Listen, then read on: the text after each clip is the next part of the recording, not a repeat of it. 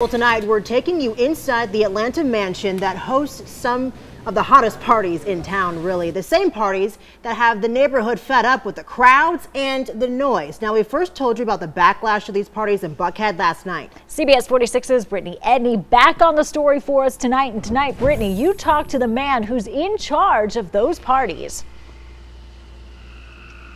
That's right, and this is the mansion at the center of those complaints. But he says while he acknowledges there have been some problems here with some crazy parties in the past, he wants to address those problems and try to work with his neighbors moving forward.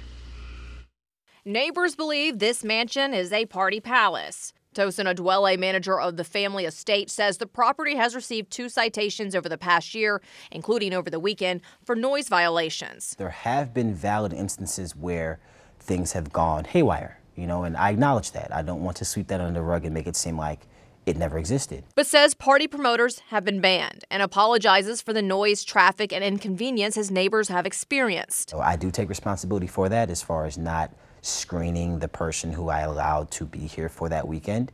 But I just wanted to make clear that, that is not the type of activity that we allow here, that we condone here. Neighbors say parties are consistent, something he denies, adding this Ring doorbell footage is one of the many times police respond to a call but don't witness any violations, and believes neighbors may be calling police preventatively when there's a lot of cars. So I totally understand that.